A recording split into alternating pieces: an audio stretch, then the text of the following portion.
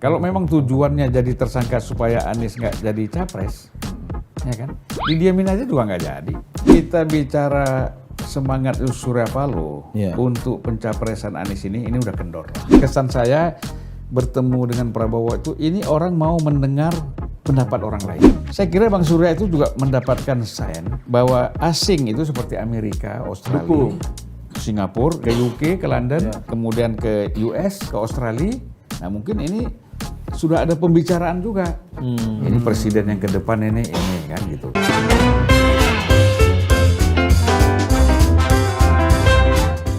Ketemu lagi di Lanturan. Ini kita nggak terlalu. Lanturnya pasti. Oh iya, relevannya mudah-mudahan. Semoga hari ini Lanturan mencoba keluar dari kerumunan. Karena setelah beberapa episodenya kita menghadirkan pakar-pakar. Nah, kali ini kita menghadirkan politisi senior. Praktisi lah ya. Bukan praktisi bukan lagi, pengamat lagi. Senior, kickmakernya realnya ini yang di belakang panggungnya ini gitu. Namanya Bang Zulfan Lindan. Nah, Bang Zulfan Lindan ini kalau saya mengenal ketika saya di lapangan dulu, Bang, tahun 99. Masuk ini wartawan senior, Bang. Enggak lah, lebih senioran Gus Hakim. Masih udah jadi wartawan sama si SMA. Jadi kalau 99 berarti mulai 97, 96 udah jadi wartawan. sudah. Jadi disebut pernah di PDI Perjuangan sebagai PDIP kos-kosan atau caleg kos-kosan. Nah, ya Bang, nanti 99 sampai 2004 ya Bang ya. Terus sempat di PNBK bersama Bang Eros. Terus kemudian yang terakhir yang lagi heboh itu di Partai Nasdem. Founder Bang ya, salah satu pendiri. Termasuk. Dan tiba-tiba. Selamat siang dulu dong, kita sambut dulu Mas Yogi. Sehat Bang. Nah tiba-tiba muncul seru karena mendapatkan surat cinta dari sekjen yang lagi rame-rame ke selatan itu loh. Dari sekjen ada ketar-ketir terus. Iya, hanya gara-gara bicara bahwa Anies Baswedan ini antitesisnya Jokowi. Waduh, sebahaya apa sih gitu. Tapi yang terbaru lagi nih, Bang Zulfan ini bicara bahwa hati-hati nih Anies Baswedan. Jangan hanya bertemu dengan lingkaran koalisi Nasdem, PKS, dan Demokrat, tapi coba keluar. Wah ini bahaya juga nih. Kalau komentar dari politisi senior rasanya perlu kita dalami. Termasuk ini kan kita mau bicara menjelang Lebaran. Di Ramadan ini Bang Zulfan juga bilang tidak ada pertemuan signifikan kecuali di kantor Nasdem waktu buka puasa.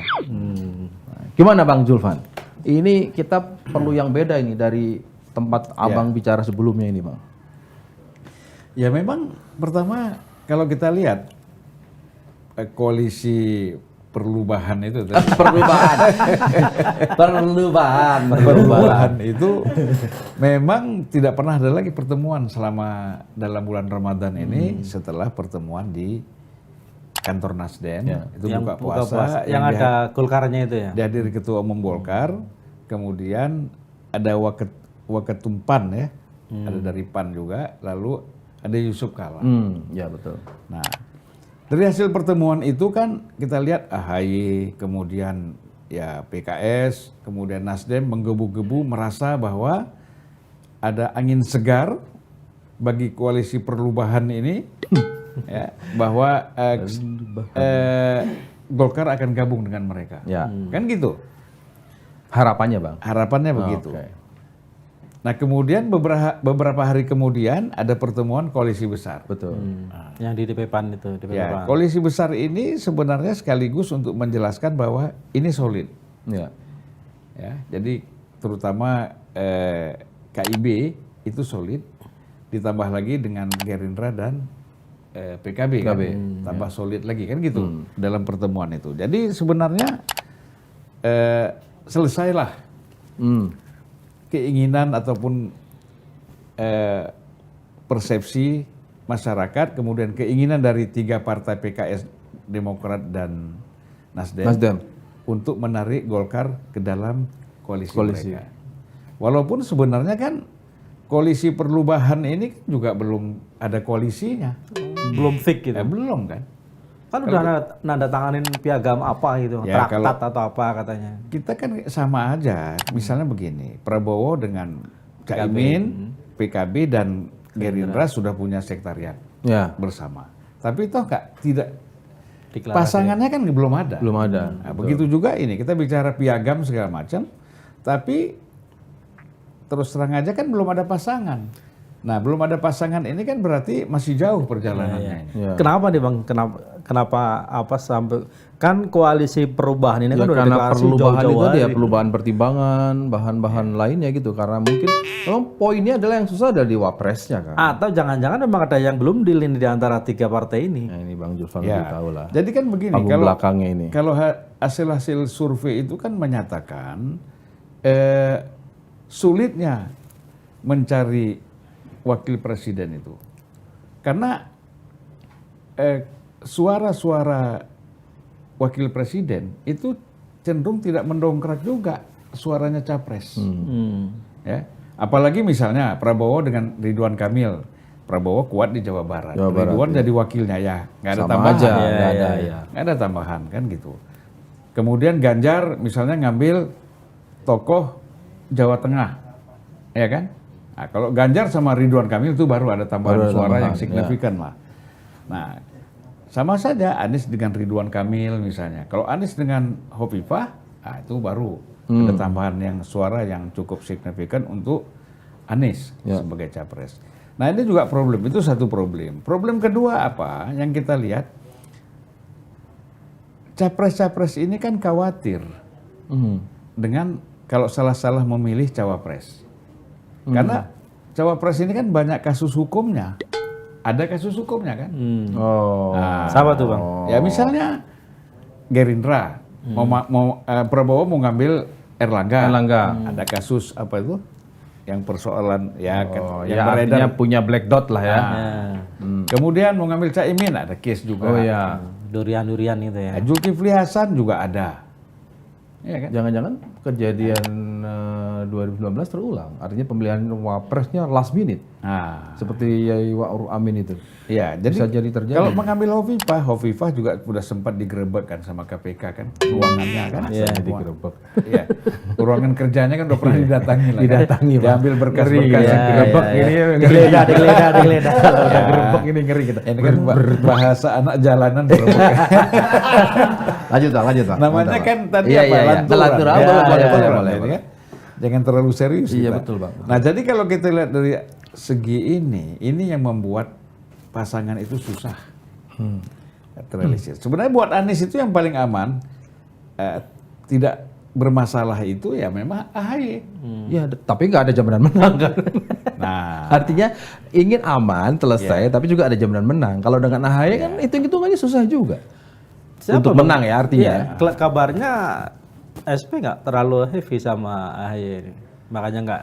ya sebenarnya kalau SP itu tidak happy sama SBY ya. Oke. Lalu dampaknya ya ke AHY. Kan? Ada cerita lama lah. Ada cerita lama. Apa tuh Bang? Ada cerita lama lah Ya itu. ada cerita lama lah. Ada. Sudah banyak sebenarnya beredar.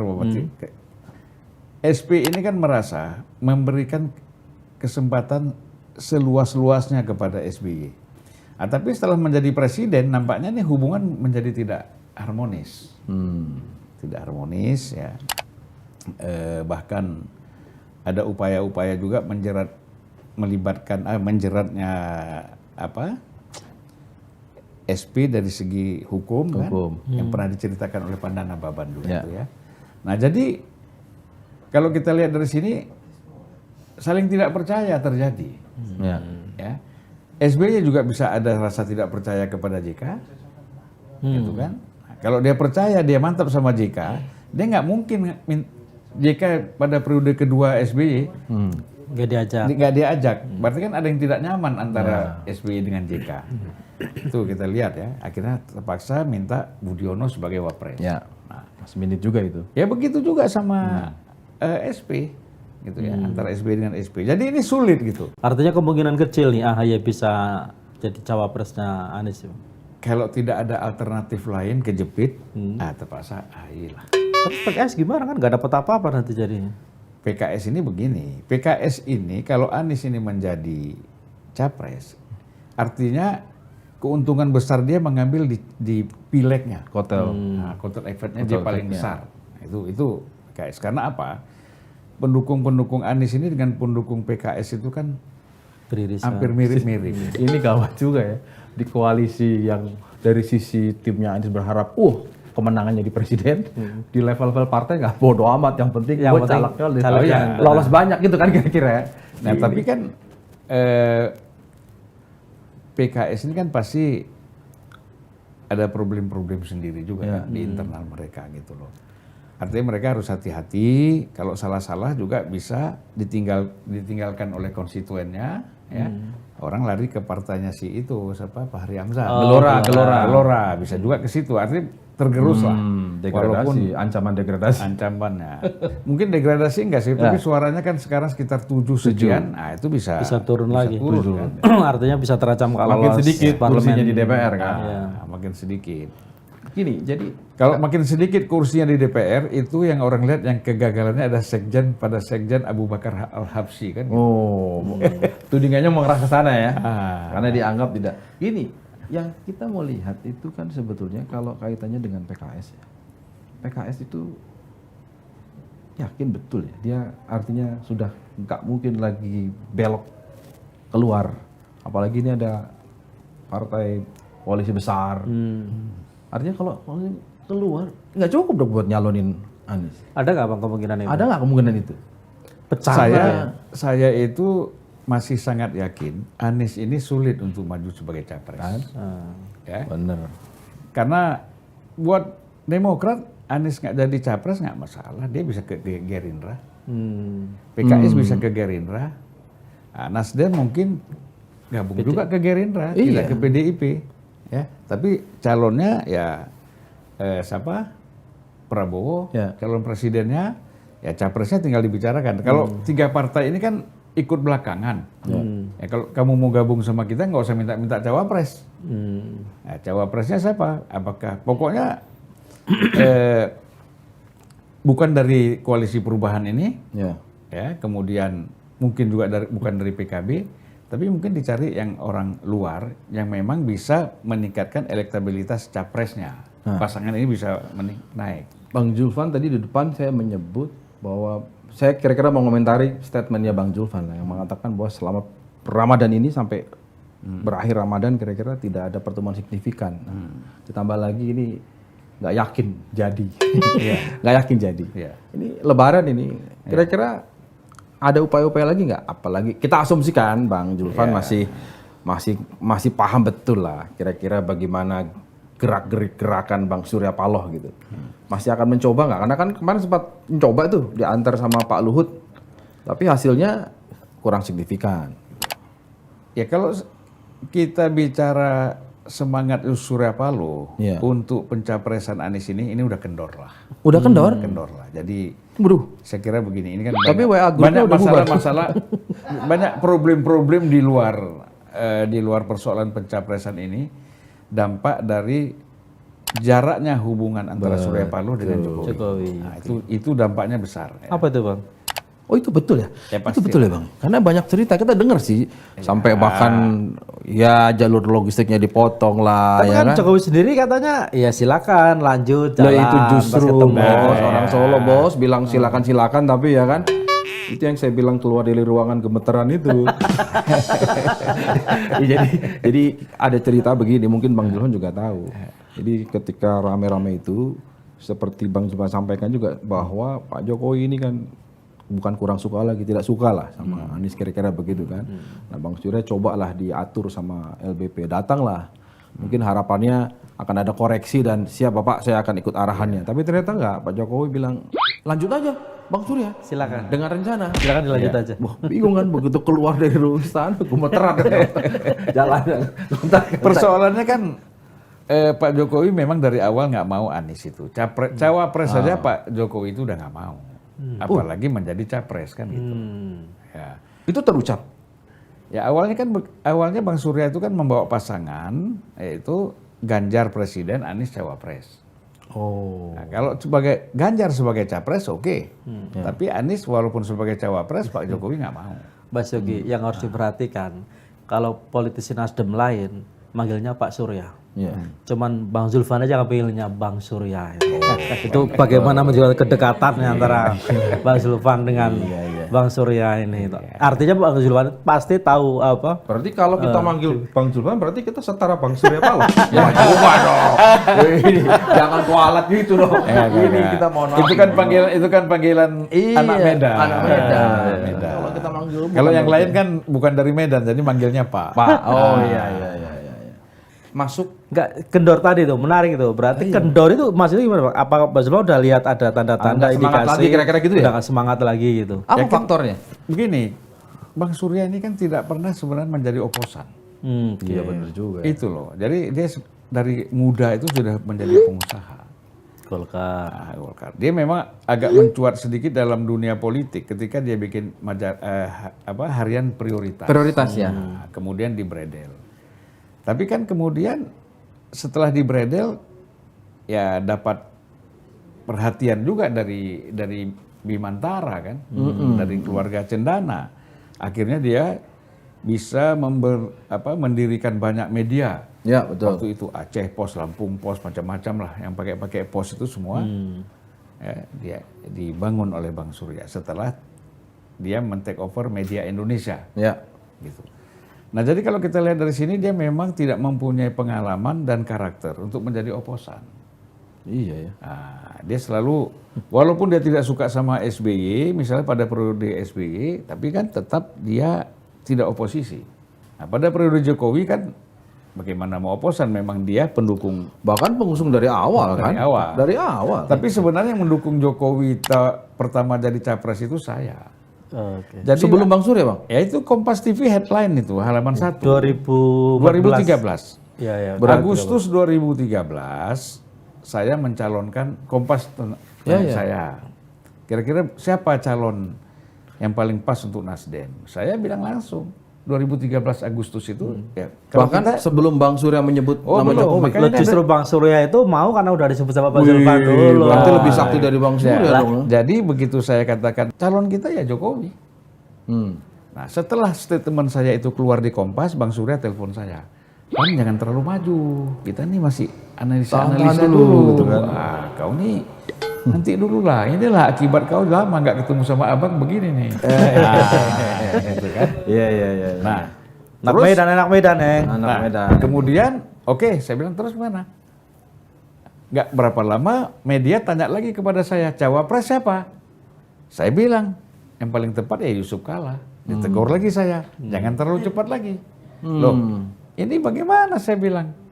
Kalau kita sudah sering ngobrol bahwa yang pantas itu Jokowi. Riwayatnya Bang Zulfan sama Bang Surya sering ditegur-tegur ya. Iya, memang. Termasuk yang terakhir ini menyebut antitesa Jokowi harus tegur lagi. Bahkan jangan kan, dulu, saya juga setuju tapi biar saya yang bicara nggak gitu. Nah, soal Anies juga kan saya yang mengatakan bahwa 11 November itu akan ada deklarasi Anies sebagai capres dari Nasdem gitu kan. Tetapi dipercepat menjadi 3 Oktober. 3 Oktober. Nah, gitu. Karena takut tersangka. Atau itu gimana sih Bang? Sebenarnya duduk saya itu nggak tahu persis ya. Ada yang bilang katanya dari seorang kader Nasdem senior yang telepon Bang Surya, buruan ini kalau nggak nanti diumumkan di Kuningan. Nah, kalau itu kan banyak hal ya. Tapi menurut saya dia kan waktu itu tanggal 1 ada di Singapura dan dia dalam keadaan kurang sehat. Tiba-tiba tanggal 2 dia pulang. Ya, pulang maghrib itu ada rapat, saya nggak hadir, rapat. Tiba-tiba saya dapat WA, besok hadir jam 8 pagi, deklarasi Anies sebagai calon presiden. Saya pikir ini serius nggak sih? Nah, saya juga dikirim oleh beberapa kawan media, ada undangan. Oke, berarti serius kan? Ya sudah. Saat itu Abang dalam posisi setuju, Bang Zulfan? Kenapa? Setuju nggak dengan deklarasi keputusan partai? Saat menerima undangan itu? Ya atau kita kan kalau udah keputusan partai silakan aja. Ya, kita nggak bantah, setuju lah. Gitu kan. Artinya minimal mempertanyakan, Bang ini serius Bang, gitu ke Bang Surya. Ya serius, maksud saya kenapa dipercepat? Apakah itu pengaruh misalnya ada pemberitaan di media, Anies akan ditersangkakan, kemudian apakah ini ada input yang masuk, ada kekhawatiran dalam hal persoalan aspek hukum ini. Nah sekarang kan siapa yang bisa mempengaruhi seperti itu? Bisa SBY misalnya. Yang karena waktu itu SBY bilang soal politik-politik. Kan saya yang bilang nih SBY mengatakan ada upaya untuk membatasi calon presiden hanya 2. Iya betul. Tapi apa yang dimasukkan SBY itu, SBY nggak jelas. Di salah satu media itu saya menjelaskan yang dikhawatirkan SBY adalah tanggal 22 September itu akan ada gelar perkara dan Anies ditersangkakan. Oh, Formula E. Kan gitu. Nah, jadi itu. Dan ternyata sampai sekarang juga nggak jadi tersangka juga. Ya, karena yang katanya kan di dalam KPK sendiri itu kan terjadi terbelah 2 kan, ya. antara yang setuju dengan tidak setuju. Nah, kita lihat misalnya ada yang sudah jadi Kapolda, ada yang satu lagi sedang menuntut ke Dewas, ya kan. Nah, ini kita lihat bahkan terakhir perintahnya Istana ke Kapolri, kawal ini sampai ada tersangka. Jadi Istana nggak mau jadi tersangka karena saya nggak tahu pertimbangannya apa. Ya, Pak Jokowi itu mau main, dia mau lihat dalam politik ini clear lah. Ya, untuk apa jadi tersangka? Kalau memang tujuannya jadi tersangka supaya Anies nggak jadi capres, ya kan? Didiamin aja juga nggak jadi. Ini bahaya. Ini bahaya. Ya, ngapain terlalu serius jadi tersangka? Didiamin aja juga nggak jadi. Didiamin aja nggak jadi. Ini yang kita mau masukin. Artinya makin menguatkan. Nah, saya ini sama Gus Takim berkali-kali berdebat. Dulu kita pernah bikin guyon bahasa lanturan. KIB ini koalisi inginnya Bapak. koalisi Indonesia Bersatu sebetulnya aslinya. Tapi setelah ada pertemuan di PAN itu ya, pertemuan di PAN yang kita menyebut semua media menjadikan headline koalisi besar gitu. Itu Gus Takim bilang, keliru sampean. Itu tujuannya untuk ngepung Teguh Umar. Saya bilang, saya nggak yakin ini untuk ngepung Surya Paloh dengan koalisinya. Nah, saya mau dengar nih dari Anda. Kalau saya ada 2 kaki nih, ada di PDIP, ada di Nasdem juga. Loh iya benar kan Bang? Ya kan, artinya masih punya channel lah, ya kan masih punya grup. Jangan-jangan masih punya grup di grup PDIP ada, di grup dengan Nasdem Prabowo ada. juga ada. Oh ada, kan 3. Caimin ada. Kalau Caimin kan karena NU lewat Gus Takim. Ya, jadi itu yang seperti saya jelaskan tadi, PDIP untuk apa Jokowi ini mengepung PDIP? Nggak mungkin, dia kepung rumahnya sendiri. Iya. Nah, yang dia kepung itu pasti koalisi ini, gitu loh. Bahwa jangan sebagai pesan, jangan ada yang coba-coba merapat ke sana, gitu.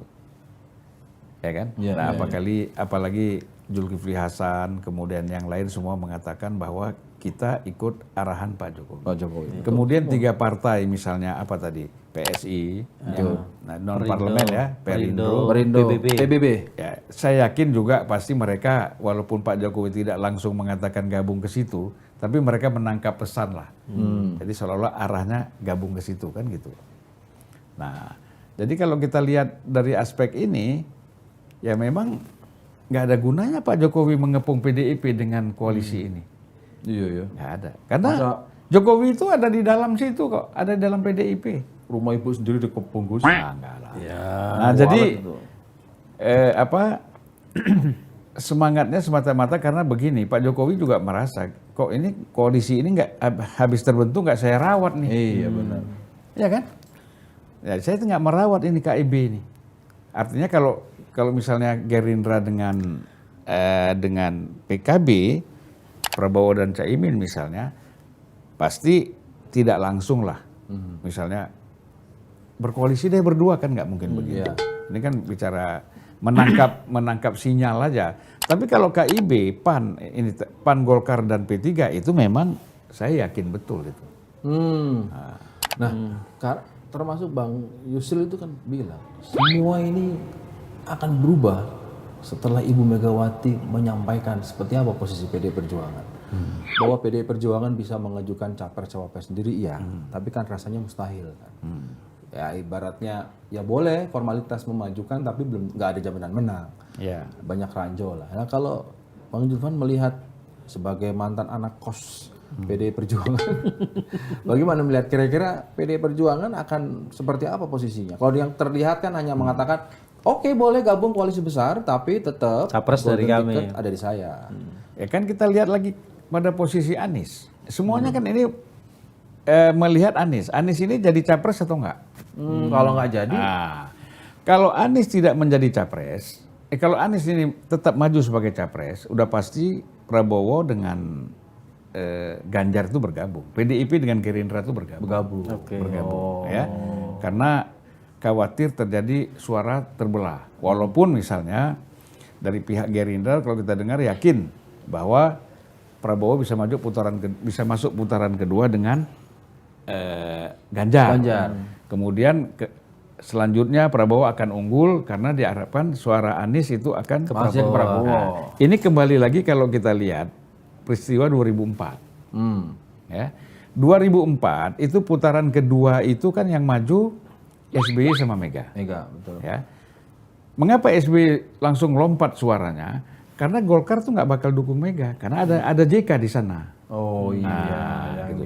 Tapi kalau waktu itu putaran kedua SBY melawan bersaingan dengan Wiranto, yang menang pasti Wiranto. Karena PDIP tidak mungkin ke sana, pasti ke Wiranto, gitu loh.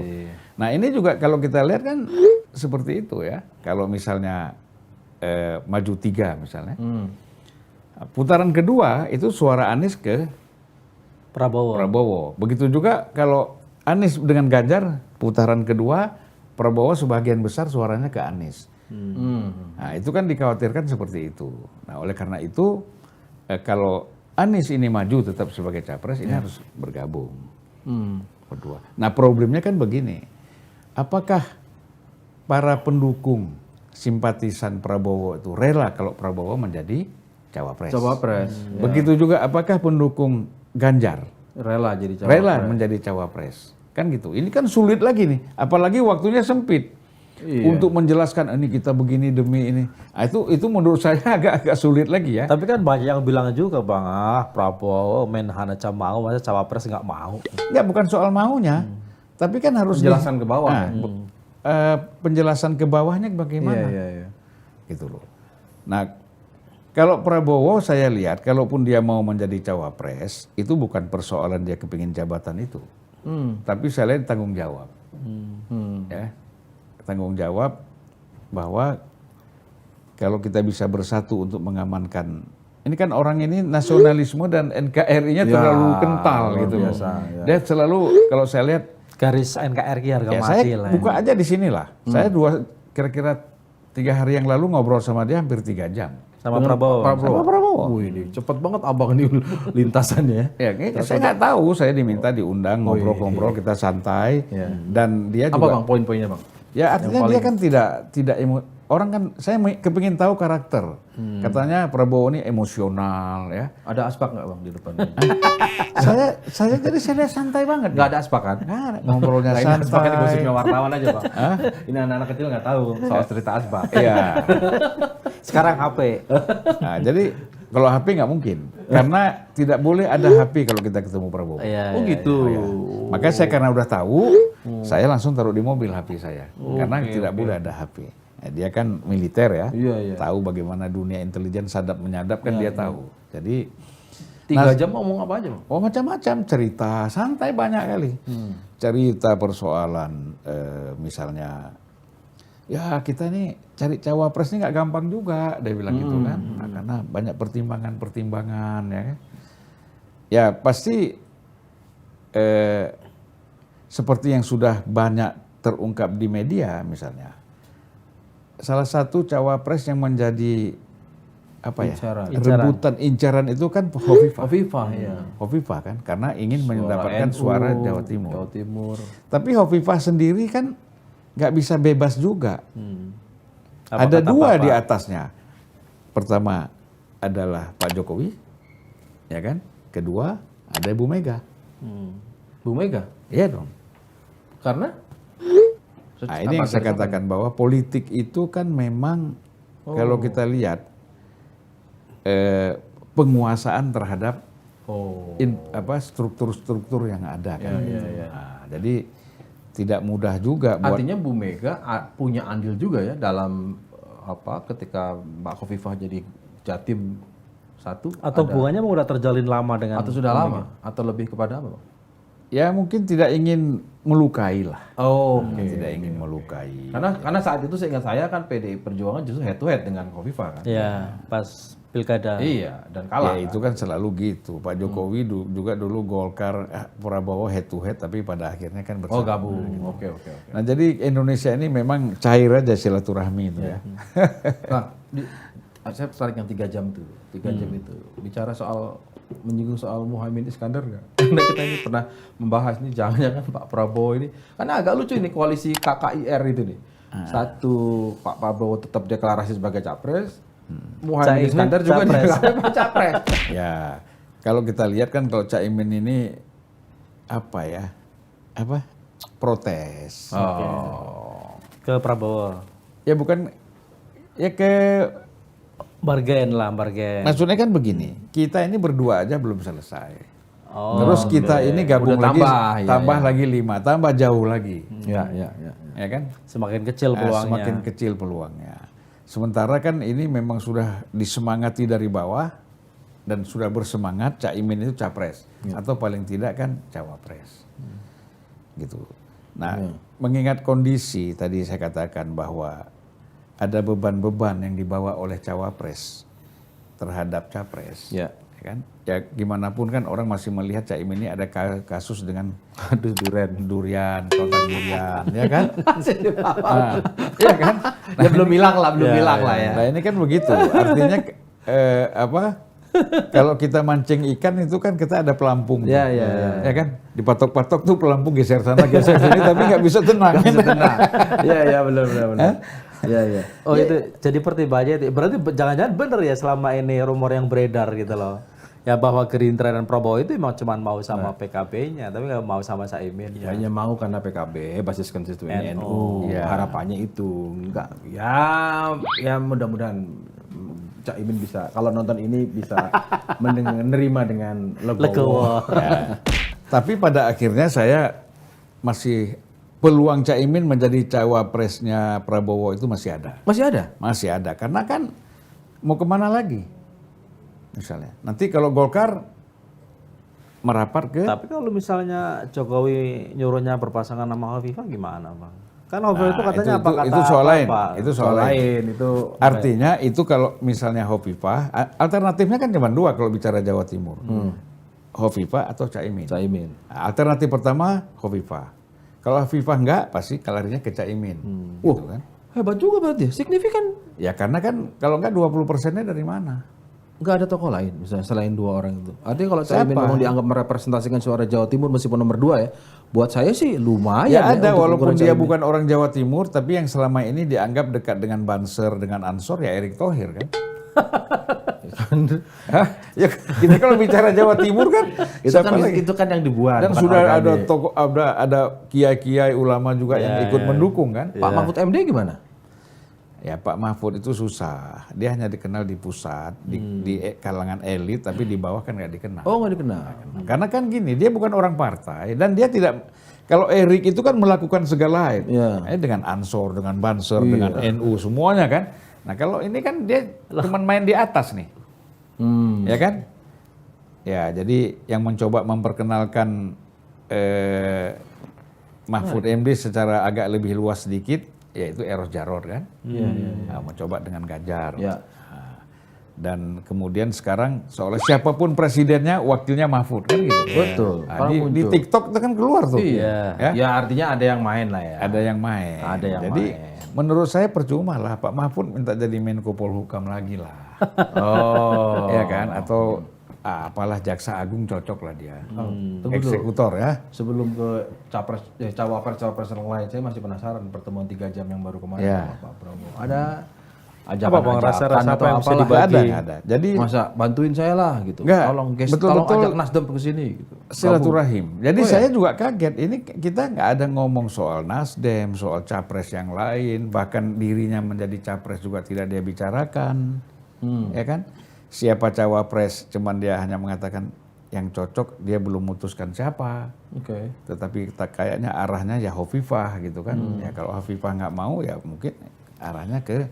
Tapi mungkin enggak Bang, masih hitung-hitungan politiknya gitu ya. Kalau Jokowi kan ini kan kabarnya dia membangun koalisi besar ini karena si Caimin sama Erlangga ini udah mulai agak goyah nih gitu loh. Ya udah kalau misalnya di sini udah nggak firm ya udah saya geser aja ke sebelah kan seperti itu. Siapa itu? Caimin sama Erlangga. Misalnya Erlangga kabarnya pas acara di Nasdem itu juga udah membangun komunikasi nih misalnya dengan koalisi perubahan. Gimana kalau misalnya dia Coba bisa peluang lah ya. dampingin Anies. Kabarnya Caimin juga melakukan hal yang sama. Makanya kan di beberapa kali diskusi ini dua kelompok besar ini selalu saling klaim. Nasdem klaim, jangan-jangan nanti dari koalisi besar pada gabung ke kita nih gitu loh. Tapi yang koalisi besar juga klaim jangan-jangan Nasdem nanti gabung ke kita gitu loh. Nah sebenarnya iya possibility-nya Ya kalau apakah Golkar ada gabung ke Nasdem. koalisi Perubahan. ini, berarti kan Golkar tuh harus jadi leader dong. Dia suaranya paling besar kok. Tapi kan masuk belakangan bang.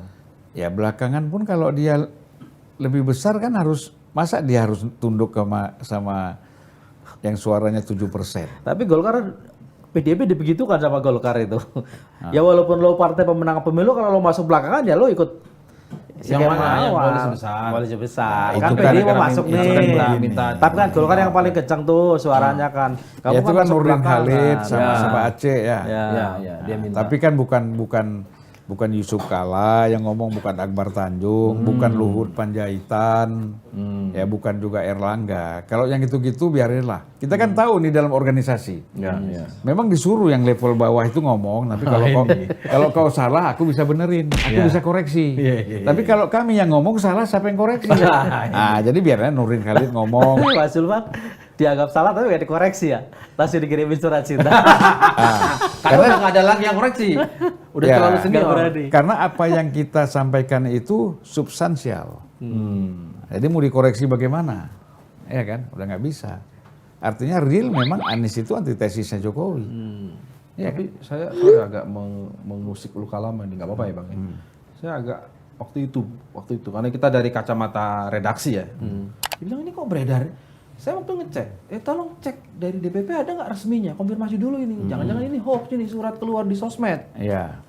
Waktu itu saya mengatakan itu karena Mas nggak mungkin. Tapi ternyata betul. Tapi Ya. sebetulnya emang Lah, di sosmed saya dulu atau itu kan yang marahnya, mereka keluarkan kirim surat ke seluruh media, ya kan? Oh benar. Tetapi mereka tidak kirim ke saya. Nggak berani bang. Satu, kedua saya tidak dipanggil dulu, kasih peringatan, ya kan? Kalau organisasi. Yang ketiga, saya ini kan bukan lagi pengurus DPP. partai, karena syarat saya menjadi wakil komisaris utama di Jasa Marga, itu kan saya harus mundur dari kepengurusan, ya. Kalau dari anggota nggak perlu, dari kepengurusan. Itu udah mundur tapi dipecat gitu. Nah, ini kan lucu nih. Jadi yang dipecat siapa ini? Saya bilang sama Surya Paloh. Ini Kali ini bilang, Surya Paloh nggak pakai bang.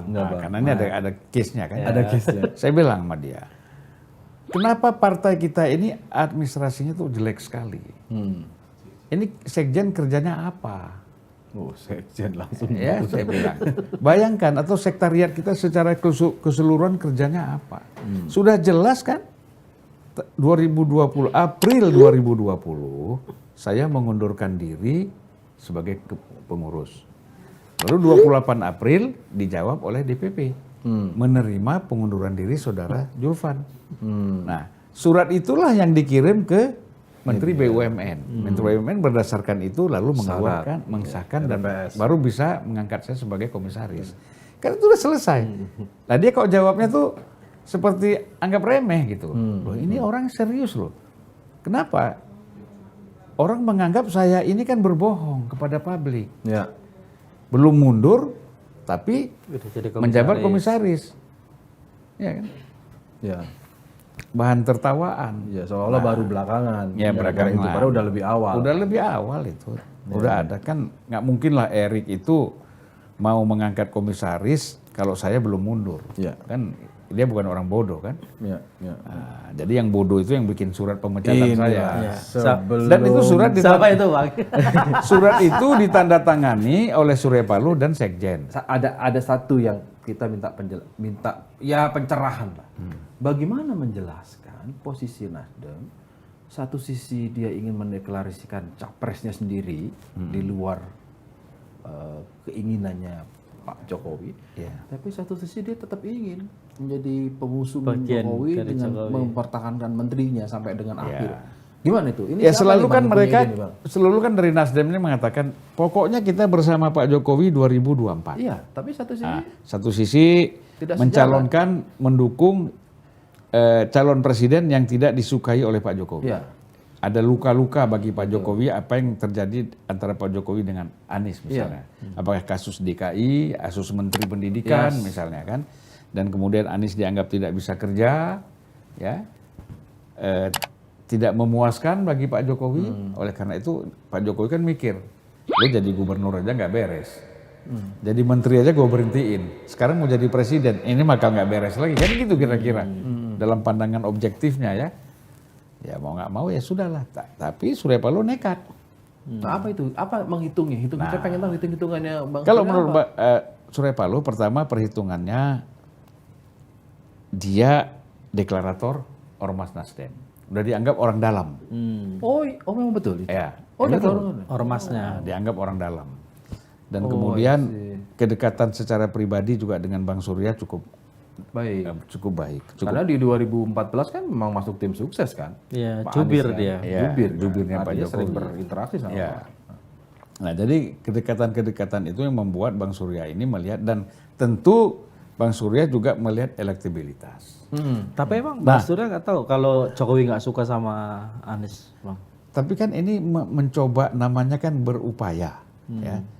Saya kira Bang Surya itu juga mendapatkan sign, mendapatkan informasi, atau memang dia sudah ada komunikasi bahwa asing itu seperti Amerika, Australia, Singapura, kan dia sering di Singapura, sering ke UK, ke London, kemudian ke US, ya ke Australia. Nah mungkin ini sudah ada pembicaraan juga. Ini presiden yang ke depan ini kan gitu. Nah biasanya kan pengalaman dengan presiden yang didukung oleh Amerika itu kan bisa jadi. Jadi, ya. Ya, saya sudah bicarakan juga tutup bagaimana 2004 antara SBY dengan US kan. Yes. Karena US tidak mau lagi Mega menjadi presiden misalnya. Nah mungkin bisa saja Bang Surya itu menangkap ini. Gitu. Wah kalau ini kansnya besar, ya udah kita mainkan aja. Pegang Kan gitu. dulu gitu ya. Kita Karena pegang. dari awal selalu ingin jadi yang pertama. Oke.